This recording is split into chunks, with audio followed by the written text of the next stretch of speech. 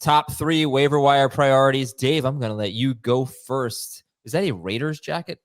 No, you ask this every time. When do the Raiders ever wear blue, Adam? I don't remember. It's the old NFL equipment logo. This is okay. It's turned into a relic, like us.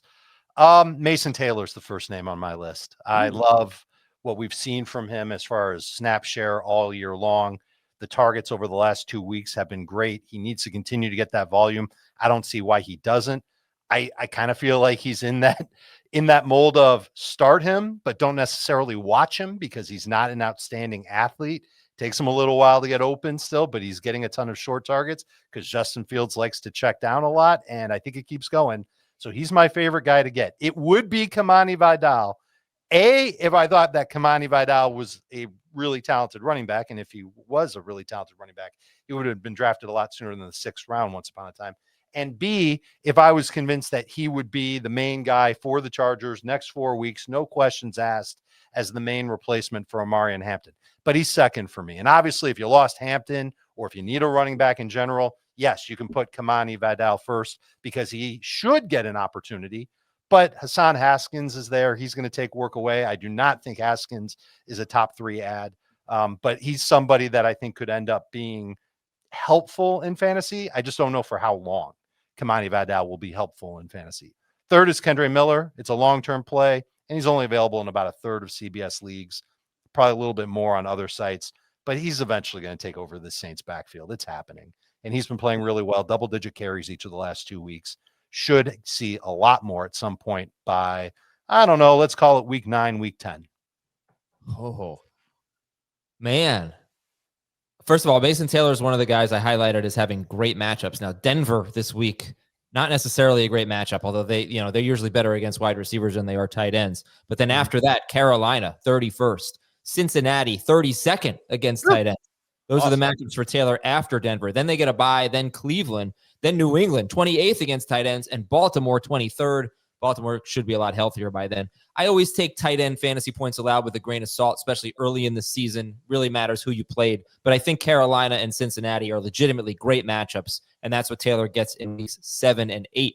I don't know if I agree about the Kendre Miller thing because, I don't know, taking over Kamara. But we'll talk about it later. Jamey, who are your top 3 waiver wire priorities? Kendrick Bourne is 1. With the idea of if Ricky Pearsall and Juwan Jennings are out, we are still in wide receiver hell. And what he did last week with Mac Jones and the matchup he has against Tampa Bay, he's easily number 1 for me. Mason Taylor would be 2. The one thing I would caution with Mason Taylor, and everything Dave said is right, and everything you said about the matchups is right, but you kind of alluded to this. There's a lot of tight end options this week. It's probably the deepest that we've seen at any position of players that could be helpful for you if you're in a 1-week situation. So let's just say you're the George Kittle manager that has been sort of going week to week. There's about 5 guys that you can use this week that I think can get you by. So you don't have to necessarily break the bank for Mason Taylor. But if you need a tight end long term, I do think Taylor has the most sustainability. If Kenneth Gainwell is still out there, I would still go get him. There is the report that Jaylen Warren is going to return this week, but we still don't know how this usage is going to look like after what Gainwell did with the best running back performance for the Steelers so far this season. And so the options for the Chargers backfield are clearly the most available to you and potentially the most upside. It's also potentially the biggest mess that we could have of any team this season. And I don't think they're done adding to their backfield. So get ready for the Gus Edwards signing that's going to happen at some point this week. So Vidal is my preferred choice of the Chargers guys, but it might be Haskins, and that's just going to make you vomit. The only thing I think that's encouraging for the Chargers short term is who they play in week 6, and that's the Miami Dolphins. So hopefully whoever gets the majority of touches does well with them, and then we have that guy for the next 3 games, if that's the length of time that Hampton's going to miss. I hope it's not more than the 4 games. But for this week, I think if you end up chasing the wrong Chargers running back and spending too much fab on that particular guy, you're going to be a little bit upset. Well, I have 2 questions about Michael Carter. One of them is, how do you feel about Vidal right now compared to whoever your favorite Cardinals running back was last week?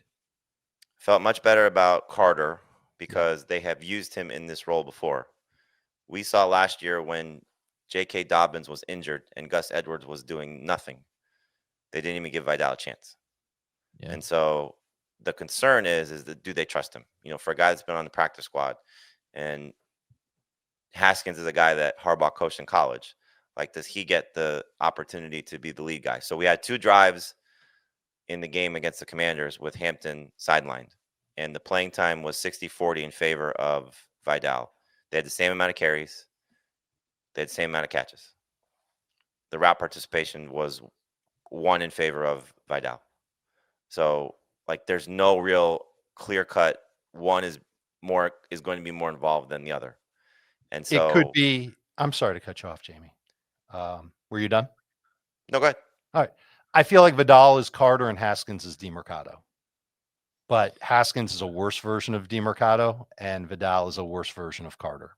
And if they don't, they've got a running back on the practice squad that I want to bring up. His name is Amar Johnson, who's short, small, fast, decent pass catcher, had a good preseason in Green Bay. I don't know if they promote him or they go and sign another running back off the street or whatever. But I do feel like he could end up. I think he's like an interesting dynasty stash, and it kind of breaks my heart that I have to say that on the air because I don't want Jamey or anybody else in our dynasty league to go and pick him up. I want to get him. I will not be picking him up. He's all yours. Yeah. Okay, good. But, and I don't even know if he's going to end up being a thing, but that's a deep dynasty stash. If the Chargers don't add anybody, I would suspect that they move him into the active roster, and doesn't mean he's going to get every single carry, but if they don't like Vidal, and Haskins is a slug, man, like he's good in pass protection, and he played 3 of 5 third downs that they had after Hampton got hurt last week. I don't see it. I'd be really surprised if Haskins ended up being their main back. Vidal had all their snaps inside the 10. They had 3 of them against the Commanders after Hampton's injury, and Vidal had them all. I'm not excited about the talent, but as we know, opportunity matters the most. And I think Vidal, as long as the Chargers don't add anybody else, they don't sign Gus Edwards, etc., I think Vidal gets the better opportunity. Yeah, right. And I think people weren't that excited about Michael Carter, but then you see him go out and get almost every touch and score a touchdown and have 5 catches. And they throw to their running back, fumble at the goal line. Yeah, they throw to their running backs a lot. I mean, Amari and Hampton was getting a lot of work in the passing game, so I could see, even if you're not that excited about Vidal, remember it's at least 4 weeks for Hampton. They haven't given us a timetable here that I've seen, and we've got only 2 teams on bye this week, 2 teams on bye next week, but it's Baltimore and Buffalo. So you got 2 must-start running backs. Well, we thought we had 2 must-start running backs. And then you got the bye-nado after that with 6 teams on bye. Right? You got to get through at running back. So I think Vidal is going to be probably the most added player. There's only 1%. Oh, I think they both will. I mean, again, you're running waivers on Tuesday. You're not going to hear a peep from the Chargers unless there's a signing about who's better than the other, who's going to get more work than the other. I would be very surprised if anybody covering that team, no disrespect to them, has that information said to them. So we're not going to know until they probably get on the practice field and you get here's the guy taking the first rep. And then the next time through their drills, it could be a flip-flop of who it is. So the only thing I would caution is, like, Carter was worth spending some money on. Mm-hmm. This, to me, is not one of those type of situations. You could be buying a flex because it's the Dolphins, and it might be both of them. It might be what it is. We're still talking about a terrible offensive line. We're still talking about a quarterback who in the first 3 weeks of the season was their leading rusher and just had a 60-yard rushing game. Like, this is going to fall a lot on Justin Herbert. And so this is not, run game that's going to come in and support this team. This is going to be run game that's going to come in and supplement whatever they're able to accomplish, because it could be ugly. Like, this could be the best Dolphins run defense performance that we see because these guys are so bad. Okay. So my other question about I don't know if it's Dave's top 3 was Mason Taylor, Kimani Vidal, Kendre Miller. Jamey's was Kendrick Bourne, Mason Taylor, Vidal. No, it was Kenneth Gainwell. Kenneth Gainwell. Okay. Sorry. I don't know if we ever got to that. All right. So Gainwell, even though, he did say that, even though Jaylen Warren, there was a report that he's expected to play. There are B reporters that say that Warren will not only be back, but still have the feature role. Okay. So I disagree with Jamey. I don't disagree with Jamey at all. Like, I've got Gainwell on a couple of teams, and I am not going to cut him unless I am desperate for a roster spot. Okay. So my next question is, if Rico, Dowdle, and Michael Carter are available, 1 How and 2. does that change things? Because Rico Dowdle is 59% rostered on ESPN and Yahoo. Rico is 71% rostered on Sleeper. Michael Carter, I mean, the waiver wire is based on guys who are rostered in 65% of leagues or less. Michael Carter is 66% rostered, so he's very much available in CBS leagues, and then 39% rostered on Yahoo, 42% rostered on ESPN, 59% on Sleeper. That's Michael Carter. So, Jamey, if Rico Dowdle and Michael Carter are part of this discussion, then what are your top 3 priorities? Yeah, Dowdle would be 1 overall or running back? Overall. Overall, Dowdle would be 1, Carter would be 2, and then Kendrick Bourne would be 3. Mm-hmm. Dave? Dowdle 1, Carter 2, Taylor 3. And the only reason why I don't have Kendrick Bourne in my top 3 is because I'm thinking a little bit more long-term. Plus, there's the chance that some guys come back this week for the 49ers and Bourne loses that upside that we saw on Thursday. Can I make the case that Carter should be ahead of Dowdle just because you've got another at least 3 games of Michael Carter as the Michael starter? I would take the 1-game scenario of Rico Dowdle this week versus the 3-game scenario of Michael Carter, to be honest with you, because Dowdle is going to have a good game against the Cowboys. But we don't know that Chuba's out, do we? We don't know for sure. Okay, I'll rephrase. If we know that Rico Dowdle, that we know that Chuba Hubbard's out this week, which is what it seems like. Yeah. What'd they say? He was week to week?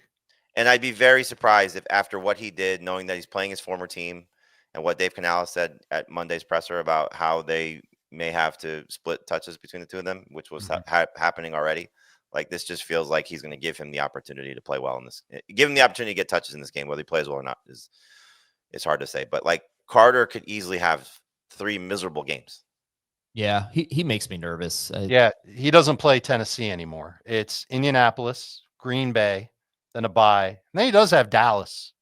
That could be good. And then after that, we could start seeing. After that, I believe Benson's eligible to return. As much as he makes me nervous, I would start him over Derrick Henry and Alvin Kamara this week. Yeah. Indianapolis' run defense isn't really that great. They're allowing 4.5 yards per carry. I think 6th best against. He had 5 catches. Like, he's going to be involved. I hope so. But it's not Tennessee. It's not going to be like last week. All right. We've got a couple things I want to tell you about. First of all, 1 p.m. Eastern today, we're on CBS Sports Network doing this waiver wire thing. If we have any more updated information, you got to make sure you pay attention to that and join us on CBS Sports Network every Tuesday and most Thursdays at 1 p.m. Eastern for Fantasy Football Today. Beat the Waiver Wires, a FFT Express episode that Dave and I have been doing on Thursdays, and Dave has been really on point. He's been crushing it. Talked about Sam Darnold. Talked about, who else did you talk about? Mason Taylor. Mason Taylor and Sam Darnold were big-time priorities on that show. And the week before, I forget, you did great. So congratulations. So nicely going. It's a fun thing that we do. I think all of our waiver stuff generates on this show every Tuesday. Yeah. But things change during the week, and we want to start talking about players to just put on the bench in case we need them, as a bye week replacement for the week after, or as someone that could end up breaking out. And there are players that we will talk about on this show that have some amazing long-term potential. I can't wait to talk about them. But that Thursday show is fun, and it's short. It's not that long. 10 minutes of your time to help your fantasy team get better. Okay, we're going to take a quick break. That'll be short as well. And come back, we'll talk about FAB, news and notes. We'll get to the top 3 at each position. We'll give you the DSTs that you should be picking up this week, and we'll be right back.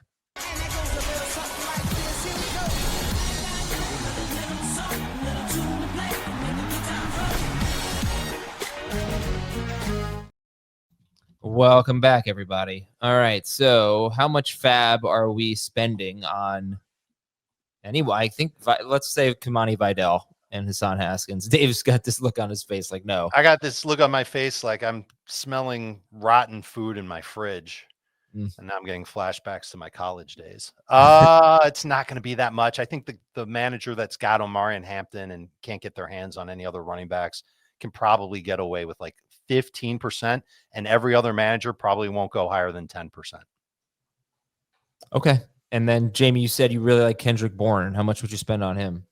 Oh, again, I'll keep saying the same thing. Like, these receivers are not worth breaking the bank for, because there's the potential, especially for Bourne, in the case of Bourne, there's the potential of one of the 2 guys returning, which could clearly make him irrelevant. But with the injuries that they're dealing with in the case of Pearsall, and then the injuries for Jennings that continue to mount up, like, we could see him still in a prominent role. But we've seen these type of receivers come and go throughout the course of the first 5 weeks of the season. So 10% at most. What if Calvin Ridley were available, guys? He's about 70 to 80% rostered on our site, ESPN, Yahoo, and Sleeper. If Calvin Ridley were available, how much would you throw down for him? 15%. 10%. Okay, a little bit more aggressive for Jamey. Would you rather have, if they were both on your waiver wire, would you take Rico Dowdle or Calvin Ridley? Dowdle. Rico. Michael Carter or Calvin Ridley? Carter. Michael Carter. Kimani Vidal or Calvin Ridley? Mr. Carter. Ridley. Who'd you ask that? I don't know. Fonzie. Is that Fonz? That's Fonz. No, I'm going to make you look that one up. That is an old head reference for sure. Okay. I asked, Calvin Ridley or Kimani Vidal? It's not even Carter. Like it's Cotter that I said, but it sounded like Cotter, or Carter, so I said it like that. Yeah, but Who'd you ask me about? No, I'm stuck in 1974. Isn't that Happy Days? No. What is it? Welcome back, Cotter. Oh, I thought they were the same show. I think I'm picturing the same exact show. All right, whatever. Who cares?